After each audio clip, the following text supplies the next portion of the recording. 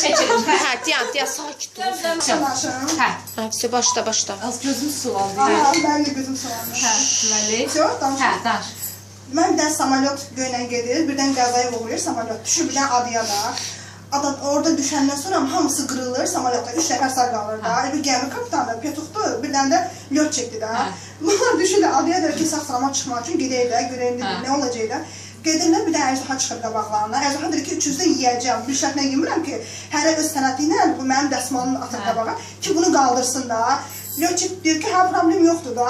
Tutur belə, deyir ki, samolyotdur da, düzəldirəm bunu. Gözlüyü ki, qalxmır da. Əjdaha tutur bunu yeyir, deyir ki, qalxmalı da.